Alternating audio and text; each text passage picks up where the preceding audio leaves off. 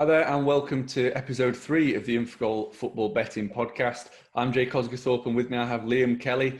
Liam, we had a record-breaking week of goals in the Premier League, 44 goals. Just talk to me about how clinical teams were last week. That was from 32.44 XG.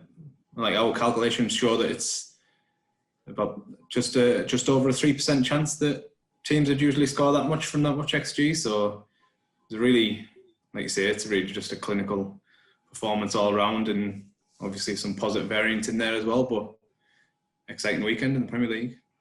Absolutely, yeah. There's obviously some teams more clinical than others. I think West Brom scored twice from around 0.35 XG. Leeds have been one of the season's most clinical teams, which is quite funny, really, given the performances in the Championship last season. Steven, anything in particular catch your eye over the last couple of weeks? Really excited for Chelsea-Liverpool, but I don't think the game lived up to its hype, did it? That red card kind of spoiled that one. But obviously Brighton, I think they looked really good again. I think Graham Potter's beating your boys, yeah. Newcastle, Thrasham were giving them a good tonking. But yeah, I think eyebrows were raised when Chris Hughton was sacked. But I think that appointment's been really good, and yeah, they're playing some really good stuff. It's eventually being backed up by the numbers now, isn't it? So I think they're an exciting team to watch this season. Absolutely, yeah. That brings us into our first section then. So we're looking at our best backs or our naps of the week. Liam, I'll give you the honours of going first. Yeah, I've gone for one of the bigger games in the Premier League this week, Man City, Leicester. Man City were pretty impressive, I thought, on Monday night. There was a spell where there was a Podence and a Jimenez chance that really stood out, where they looked a bit vulnerable at back still. I know they've got a few absentees, so it's understandable. So I fancy Leicester. I give them a game. Obviously, Man City's attack's ridiculous, but Leicester last season they created 36 XG in the 19 away games, which is better than Liverpool, Chelsea, and Manchester United. So I think the pace of Vardy obviously create a lot of problems on the counter attack, and Man City are a bit susceptible to that. So I think both teams to score at around 1.8. I've seen on a Betfair Exchange is a pretty good bet. Yeah, it does look very good, and I think it was last Christmas that these two played, and it was quite an entertaining 3-1. Could see something very similar happening, and yeah, you're right. Wolves did really turn the screw for 20 minutes against Manchester City. I'm sure Leicester will have been taking note. Steven, what is your nap this weekend? Yeah, I'm going to the Hawthorns with West Brom Chelsea. Both teams have scored 1.97. And then I wrote in my West Brom preview that I think they would have struggled defensively this season. I got a bit of stick for it on Twitter, but I think I've been proven right in the first 2 games anyways. They've conceded 8 goals, 5 against Everton, 3 against Leicester, and they have looked a bit shaky. But I still do believe they've got good individual talent. And Dean Garner and Pereira, who got the most assists in the Championship last season. So with Chelsea, they've looked a bit shaky at the back. So I fancy West Brom to nick one. And obviously, you don't need to talk about Chelsea's talent that much, do you? It's obvious to see. And Kyle Havertz finally scored in midweek. He scored 3 against Barnsley, I think it was. He got his hat-trick. So yeah, I think things are starting to come together for Chelsea. I don't believe we saw the best of them yet. Timo Werner now linked up with Havertz, few games. And I think, yeah, both teams have scored a good shot. Yeah, I think that's a really good shout. You're right there that we haven't seen the best of them. They've been pretty disappointing in the attacking front, not really clicked just yet, but that's understandable, I guess. Just wondering whether we'll see Frank Lampard throw in the new goalkeeper, Edouard Mendy, just been signed obviously from Rennes. Do you reckon he'll be given a start straight away? Obviously, there's been plenty of criticism around Kepa for quite a while now, and 2 games into the Premier League season, he's already made 2 mistakes. Is it time for him to be warming the substitutes bench? I was just talking to Liam about Kepa before we recorded. We've got that stat, don't we, that last season 99% of keepers would perform better than Kepa. He really has been terrible for the fee they paid. It's no 2 ways of saying it, is there? So yeah, it'll be interesting to see if Mendy starts straight away. But I think definitely if he doesn't start on the weekend, he'll start the weekend after. Yeah, from the small amount of data that I've seen regarding Mendy that Mark Taylor sent over, does suggest that for especially the start of last season up until around January, Mendy was an above average goalkeeper. I think he allowed 13 goals that were non-penalty, non-own goals, and his XG2 from those chances that he faced was around 16.2. So that's positive, definitely, for Chelsea. And if he can maintain that level of performance, then that does really, well, it does set him up much better than what would be the case if Kepa was in the net. But yeah, I agree with you. I think Kepa might get the nod while Mendy does sort of bed in, get used to the surroundings, in which case you have to think both teams to score does look a really good bet, yeah. I'm sticking with the both teams to score theme as well, make it a hat trick of both teams to score bets. You can throw it in a treble if you like. I'm going in the Burnley versus Southampton game. So Burnley, I thought they were okay against Leicester. Obviously, there was a little bit of rust there. They hadn't played for a couple of months, barely a pre-season, turned up to a Leicester team that had already got a game under the belts. They actually won the XG battle at the King Power, 1.4 to 1.3. And that was only the third defeat in 17 Premier League games, stretching back, obviously, over both 2021 and 1920. So they're a tough team to beat. What we did see from the last season was a really attack-minded approach. They averaged around 1.4 expected goals for per game. Obviously, they've got the likes of Chris Wood and Jay Rodriguez, who are really big attacking threats. Matej Vydra, who could cause Southampton problems if they carry on playing that high line that we saw against Spurs. One thing that we did see from Southampton, though, was their attacking capabilities. I mean, in that first half, they were excellent against Tottenham. They created chance after chance. They were really unfortunate, really, not to go into half-time at least 1-0 up, maybe 2. So they have, there's a lot of quality in that side, and I do think they'll be able to breach Burnley. So both teams to score for me at around 1.9 looks a really good play. That rounds off UK naps. We're going to move on to European naps shortly. But a reminder that you can download the free Infogol app where you can see previews, you can see tips, you can see in-play shot maps. Everything that you need is there, and it's free to download on the Google Play Store and the Apple Store. Okay, now we're going to take a little pit stop tour around Europe to find our best bets. Where are you going, Liam? I'm going to go at the Eredivisie. It's one of our exotic. One of our new leagues added for XG data, so check that out. I'm going to go with PSV on Sunday to beat Heracles away from home. PSV conceded in the first 2 games of the season, but in each game they've allowed less than 1 XG. They've been good in attack. They've got English links there with Daniel Marlin, who used to play for Arsenal, and Noni Madueke, who used to play for Tottenham, and they've started off the season on fire, really. They recorded 1.86 in the first game and 2.82 in the second game.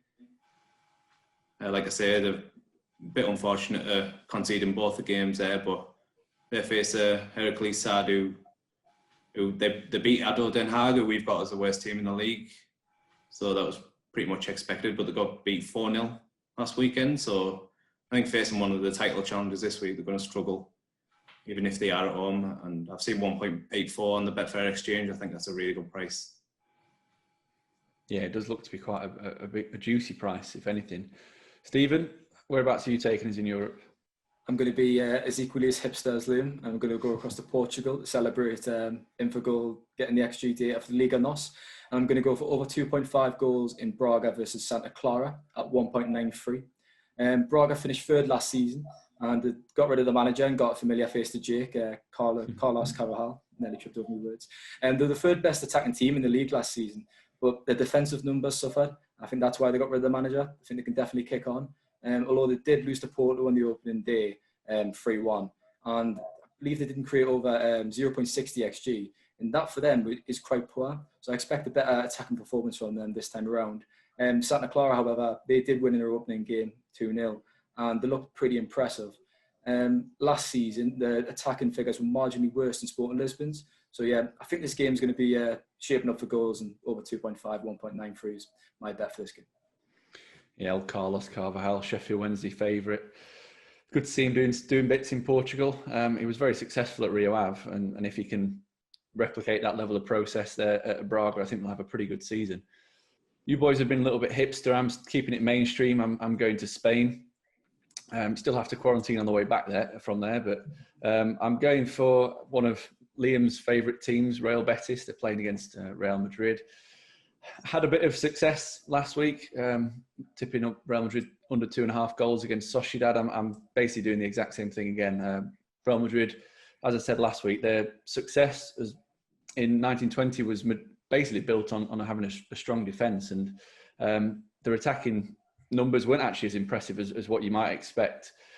They really struggled to create against Sociedad, put up just 0.84 expected goals. I think they had maybe 16 shots on the day.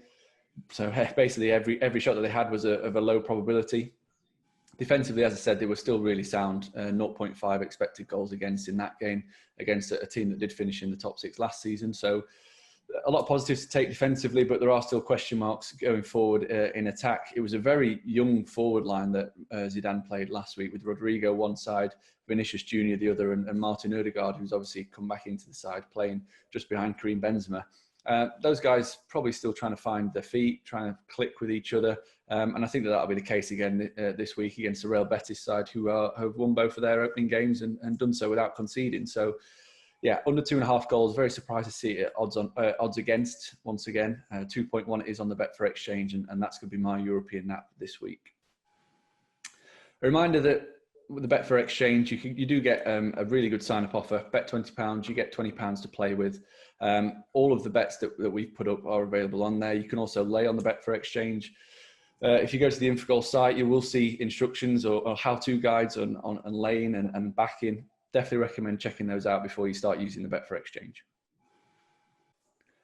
So in this final section, we are selecting our best lay bets of the week. Now, a lay bet is basically the same as a double chance bet, but it does limit your losses quite considerably. So if you're if you're laying a team at 1.5, your liability is only at 0.5. So if you're betting £10, your liability is at £5. And if your team that you've laid fails to win, you get £10 back on top of your £10 originally. So it does limit your losses quite considerably.